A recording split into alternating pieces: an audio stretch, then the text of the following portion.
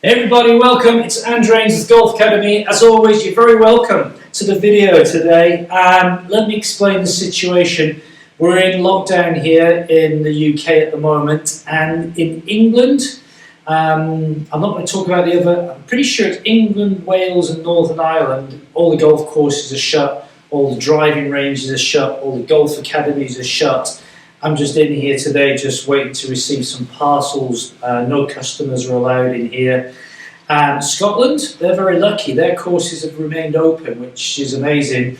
But I say, in England where I live, all courses and driving ranges are shut. So we're going to be shut. The date now is around about the 10th, 11th of January, and the earliest we're going to reopen is mid-February. And the word is at the moment that lockdown here could go even longer. We might be going into March because the infection rates are going up and up, and more people are catching this terrible disease. So I think we're going to be shut till March. I hope we're not, but I've got a feeling that's where we're going to be. So, putting aside all the doom and gloom, we can't play golf, we can't practice golf. How can we keep golf going during lockdown? So I'm just going to put together a few ideas for you golfers out there who are in lockdown or just in winter. Maybe you're watching this video from North America or Canada where the snow's down and there's no golf courses open,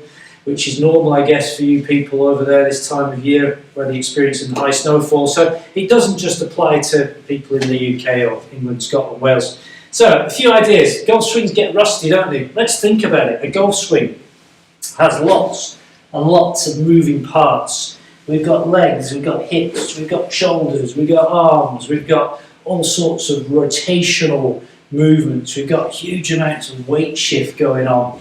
And if you don't pick a golf club up for several weeks, when the golf courses do reopen, and they will reopen, everybody, things will get back to normal at some stage, I'm sure of that, you're going to be rusty. And you don't want to hit the ground on the golf course feeling really rusty. So a couple of ideas just to keep the golf swing in a little bit of maintenance mode.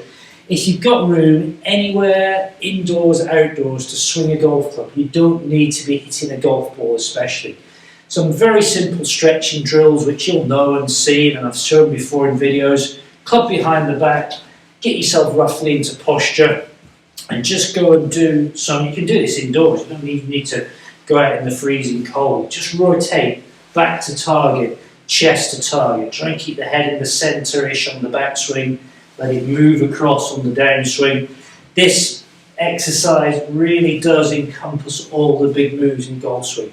Dead easy exercise, but gets the body thinking and feeling about the golf swing. Just pick a club up, just hover the club on the ground if you're swinging on concrete so you don't destroy your golf club. And just do some simple drills where you swing to the top, you hold position, your weight's loaded across on the right side for a right-handed golfer, and you can lift that left heel, feel that tension, feel that pressure pushing down that right side, and then unwind across onto the left side, lift the right foot up.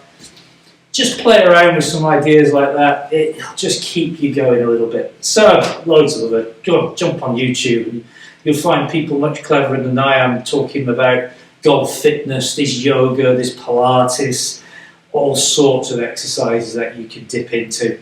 Good time to start.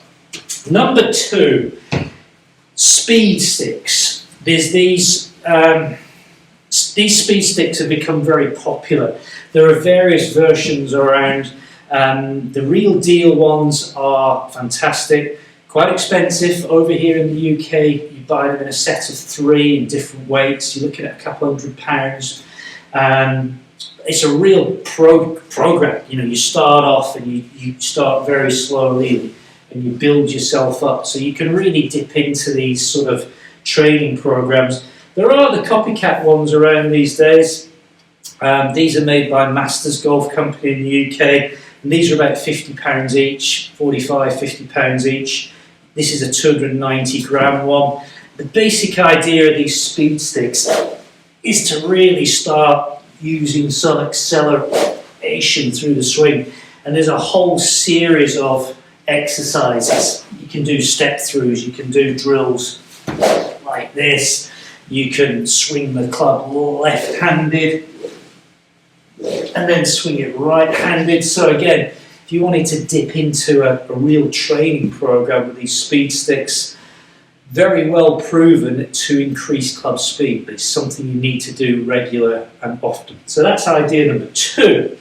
Idea number 3 is an old favourite of mine, the orange whip, which again is a sort of a swing warm-up aid. Really good sort of bit of equipment, quite heavy, quite whippy shaft. It's all about just producing sort of nice rhythm. And for me, the orange whip really gives you the feeling of how the upper half and the bottom half and the top half work with each other, you know, rather than just trying to sort of swing it with your arms. You've really got to get the bottom half and the top half working in unison to keep this swing smooth. Again, if you buy one of these orange whips, there's loads of drills and exercises on their websites which you can dip into on that one. Idea number 4. I've shown this one in a few videos before. These have all sorts of different names. I just call it a swing fan. And they just work on resistance. You can see you've got 4 sort of fins here on a very short club with a grip on it, and it's all about resistance. So what I'm trying to do here is really get the swing fan accelerating through impact. Obviously I've got a lot of resistance here, so I've really got to work quite hard to try and build that club speed at the most important point, which is obviously impact. And again, it really gets the heart rate up, and if you use one of these bits of kit little and often, it will increase your club speed and it will keep the golf muscles warmed up. Idea number 5 is to buy a net. Now, there are various different types of net, and I'll flash some images up as we chat about it. You can go and buy a very, very cheap net, 30, 40 pounds, put it up in the back garden. You kind of get a little bit what you pay for with nets. You know, if you're willing to invest 80, 90, 100 pounds, you'll get yourself a decent net. And if you've got space in the garden, you could set it up somewhere where it's kind of protected a bit, maybe not going to get hit by the wind and storms and stuff. You can buy yourself a reasonably cheap mat to hit off. You can just buy a doormat to start with, or a bit of AstroTurf. And you've got the net set up there in the corner of the garden. You can go down there, hit some balls. Golf club feels really light after swinging that fan, and you pick the club up, it just feels like there's nothing there in the hand. Weird feeling. Anyway, I digress. Yeah, you could set your own little net up down there, get in there, hit some balls on a daily basis or every other days, and your golf swing's just going to go in tick over mode. Could be a great opportunity using some of the equipment I've talked about today to improve your golf in this non-golfing time. You know, if you think about it from a golfing perspective, if you're going to pick 2 months you wanted to miss in the UK, January and February, weather-wise, would be the 2 to miss. It'd be even worse if it was July and August, wouldn't it? So there we go, a couple of ideas for you to think about. Be interested to get your comments down below on what you're going to do to kind of get you through this next period with no golf. In the description below, I've just put a little bit of information about everything that I've talked about today. And you will find some links if you did want to buy those products. I've put some links in there which will take you to various websites where you can buy the products. So there we go. That's it. All I can say today is let's try and keep our spirits up, and the golf courses I'm sure will open sooner than later, hopefully, fingers crossed. But yeah, thanks for watching the video today. Oh, the video, you might be thinking, why has he got in the background there a picture of a golf course? It flashes up in a minute. Up here, there it comes. I don't know, I worked in Bermuda many, many years ago.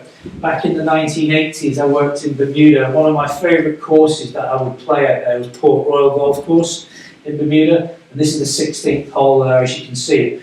Incredibly picturesque golf hole. I spent 4 years of my life in Bermuda as a greenkeeper.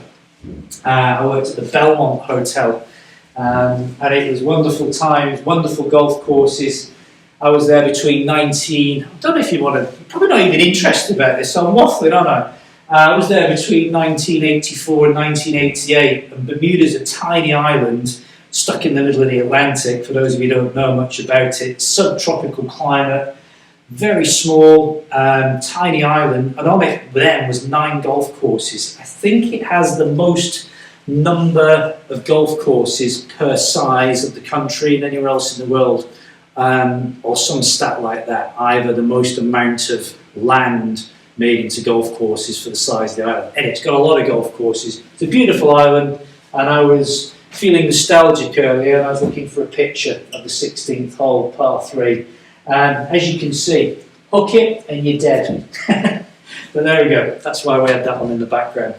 I waffled, haven't I again? Anyway, that's it. Bye for now. If you're new to the channel, hit that subscribe button, and see you all soon. Bye for now.